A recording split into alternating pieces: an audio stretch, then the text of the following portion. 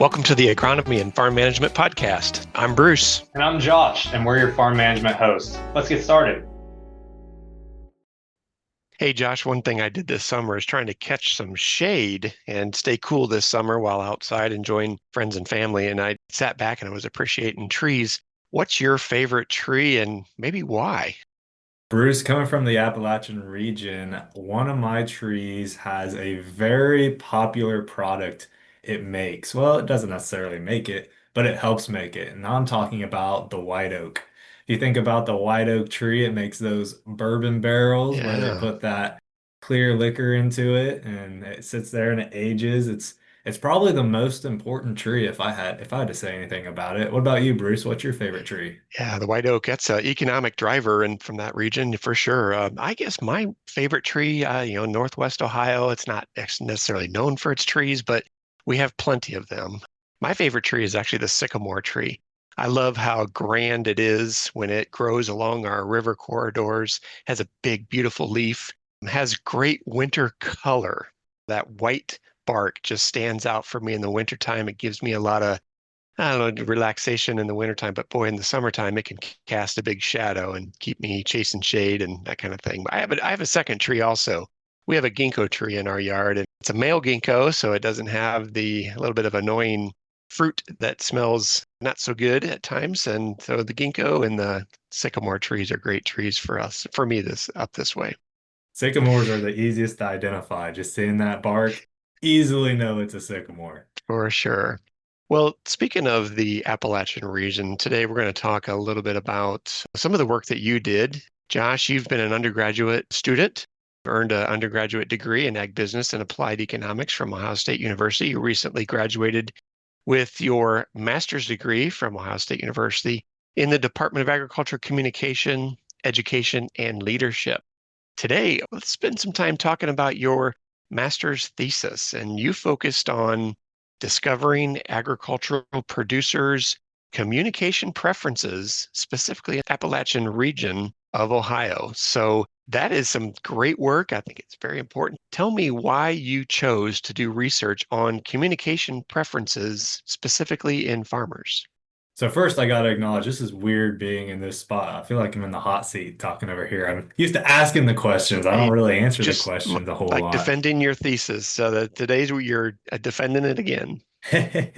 So the reason I chose this specific topic for the Appalachian producers is because here in Jackson County, part of the Appalachian counties, part of the 32 that stretch all the way from southern Ohio, the southwestern corner, all the way up to the northeastern corner. So that Appalachian region, it's a pretty big region. And when I came into this role, I had some issues trying to get producers to different types of programs we were having. Now, Jackson County is unique, so it had like a 17-year vacancy where we didn't have this position. So the question was always, well, are we struggling because we're a fairly new program, we're rebuilding the program, or is it because we're having issues communicating with different parts of our clientele? And after talking with a couple other county educators in the area, they seem to have some issues retaining that clientele, getting that clientele to come out for programs. So that raises a big question of how do we get these clientele, these producers to programs? How do we keep them informed? And how do we do our jobs as extension educators to provide that non-bias, that fact-based information for those producers within the county and specifically in the Appalachian region? And if you look at the Appalachian region, one of the challenges that we do have is we have a lot of hills down here. But with those hills, they come a challenge of getting that internet access. So it might not be economical to run any wire base down here just because of the cost that it may have.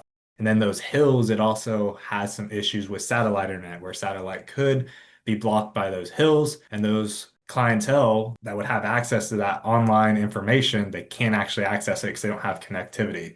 And since the COVID-19 pandemic, that pandemic brought a lot of information from Extension online, and a lot of people move into webinars, everything uploading to a digital space. Are these producers actually able to access that information? So that's what my master's thesis really was set out to try and figure out. That is a great question to begin to answer. So let's start at the beginning. How did you start collecting data? Your master's is a thesis, it's a research project. So how did you start collecting data? The region of Ohio you're describing is large, and I think it would be difficult to reach every county. that you were targeting? So whenever I was out looking for data, the first thing I had to do was obviously make the survey. Make the survey, get the information that I needed. I really relied a lot on my colleagues, my agriculture and natural resources colleagues within all the surrounding counties. So I really relied on them sharing that survey either through social media or at their winter program meetings. And one thing that was really good about sharing this survey out during those winter program meetings is Ohio has a lot of pesticide and fertilizer recertification classes. And those classes consist of people with a relationship with Extension and some that are only with Extension once a year. So we're not getting that biased information where we're using people that always use Extension. Now, when they share it with their social media pages, yes, they do have a relationship with Extension that might skew some of the answers that we have with our survey. But we were able to reach a pretty widespread audience. We had a really good hotspot here in the southeastern corner. We had one over in the southwestern corner, one kind of in the central region, the eastern central region, and somewhere up in the northeastern region where we were able to have about 4 different hotspots to really get a hold of quite a bit of producers within the region. So you sent out the survey to gather that information from farmers. So what was the format of the survey?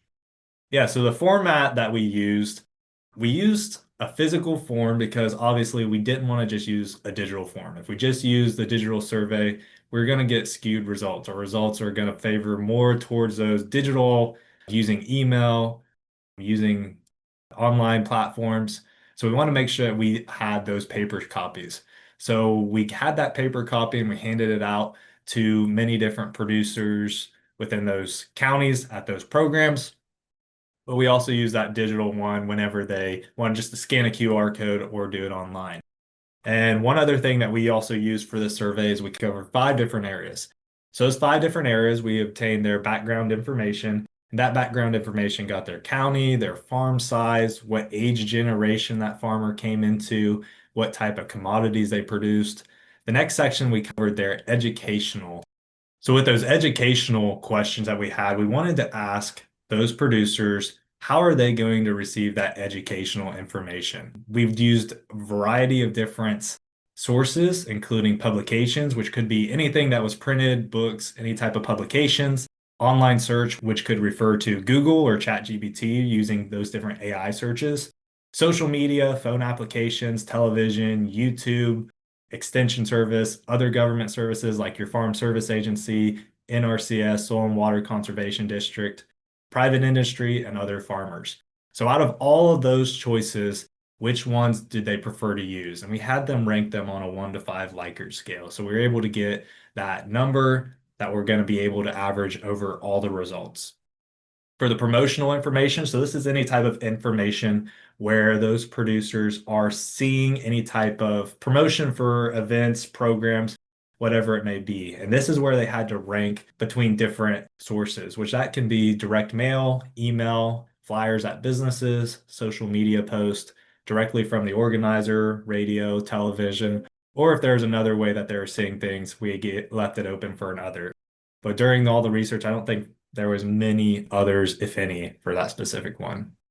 We also looked at their program type. So we've done the educational, how they learn about their education, their promotion, how they see about programs. We also want to know how they would prefer to come to a program, whether it switched to traditional in-person programming to a digital platform. So we had in-person field days, which covered most of the day, in-person programs that were under 3 hours, online programs that could be online webinars, online videos, or online classes. And this is where they also had to rank it from 1 to 5.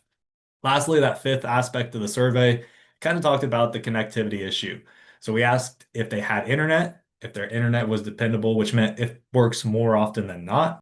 If they had internet, was it fast enough to actually stream the video? And if they were comfortable using the internet.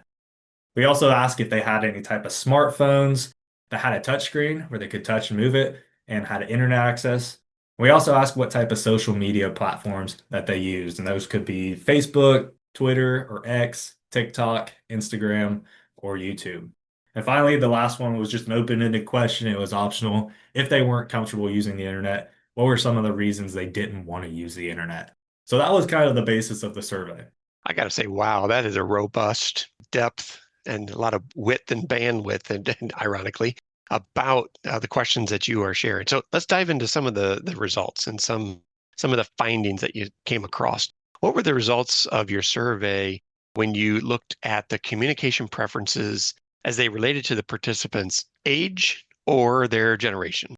Yeah, so the first thing I want to cover is we looked at everything as a whole. So we looked at everything as a whole, generation, and then farm size. So when we looked at all the information gathered as a whole, we saw that for educational sources, people preferred that online search as their number one. It ranked a 3.23 out of 5 on the Likert scale for all the data that we collected. And that can be anywhere of using that Google, that ChatGPT, and that really emphasizes different types of businesses or anyone that wants to reach out to this clientele. It's really important to have search engine optimization, which is putting those keywords into those search engines to be able to find your material. Second was other farmers, which showed a real true connectivity within the farming community in this region. We saw 3.11 out of 5 prefer to have those other farmers. We had publications coming in third, and then we also had extension service coming in fourth. And as an extension educator, one thing that concerns me is if you look at those educational sources, extension plays a role in all of the top three, but we're not thought about until the fourth ranking. So how can we make, as an extension service, everyone aware of those online searches, those other farmers, those publications? That extension is helping serve all three of those options and also recognize that extension is doing that. If we look at those educational sources, we also see that private industry, social media, and television, they're on the decline. Those are where people aren't really trusting them as educational sources. And that can be if you look at private industry, there might be another interest in mind, social media, a bunch of misinformation. And then television, I think that one's just kind of lacking in the amount of users that use it. If you think about television or radio, we really think about streaming services now. Those streaming services, they have a lot of options where you might not be looking at those educational sources, you might be looking at more of that entertainment. When we look at those promotional sources over the whole audience, we saw direct mail is still king. If we look at direct mail, there is some challenges with direct mail is the cost of postage, but everyone still prefers it because there's more of a confidence that you're going to be able to get that mail. Email comes in at second, which email is fairly cheap for the extension service to use. However, if you don't have connection to the internet, you can't use email. And then at the bottom two of the promotional sources, we have radio and television. Again, this might be because of streaming services where we see a bunch of streaming services offer subscriptions where you're paying to not have to see those ads. So you might not be getting those promotional sources. Then with the program types, people still prefer in-person programs. So instead of moving to those online within this region, they still prefer going out, having that communal aspect, being able to socialize within their community. So we see in-person programs that are under 3 hours being number one, and we also see the in-person field days that cover most of the days as number two. When we break it down by generation, so we're looking at 5 different generations within this research. We're looking at the silent generation, which still has some clients in the farming community within that generation. We have baby boomers, Generation X, millennials, and Gen Z. And when we did this research, we found that baby boomers and Generation X, those were our 2 biggest generations whenever we looked at the farming size. And that's pretty outstanding because when you look at the national labor statistics, it shows that millennials are now starting to move into that biggest group of those laborers in the workforce. But in farming, we still see those baby boomers and those Generation X, based on this research, as being that top portion within this industry. But if we look at the silent generation and baby boomers, we still see them focusing on the publications. We see them really trusting those other government sources and the extension service. They value those pretty high, with those rounding out the top 3. But if you look at Generation X and millennials, you see those government services and extension, they drop off pretty quick, with Gen X ranking them around 5th and millennials drop in extension service all the way down to 7th. And that's a pretty big drop when you look at it.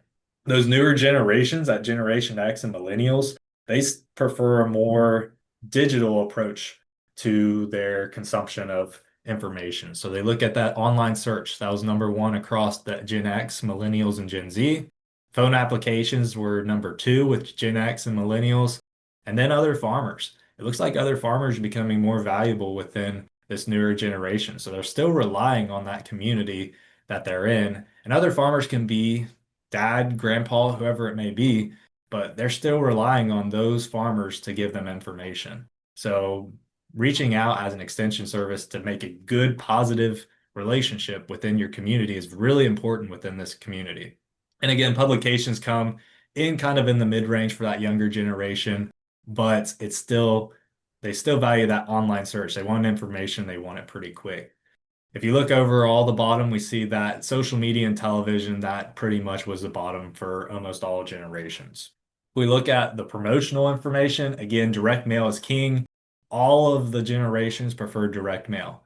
Now, if you look at the silent generation and baby boomers, they prefer that personal touch to information. So they like that directly from organizer talking to whoever's putting it on to have that personal invite. Whereas if you look at Generation X, Millennials, and Gen Z, the next one they have is email. So they would prefer just getting an email of what type of information you want to have sent out to them, information about events. And then we also have flyers at businesses and social media bouncing around in the middle. But again, we look at the bottom spot and we have radio really high with the silent generation, somewhere in the middle for baby boomers. But when you get to these newer generations like Gen X, Millennials, and Gen Z, it's pretty low. And I think that's contributed to all the streaming services that we have. And if we look at television, television's at the very bottom for it. Josh, you also mentioned that farm size was also tested for any correlation for their communication preferences. Did you discover any trends within the variable group? So with the farm size, we saw a lot of the same with the total data. So a lot of the information was pretty much the same, except when we looked at the group that were 0 to 50 acres. So those could be your small farmers, those part-time farmers.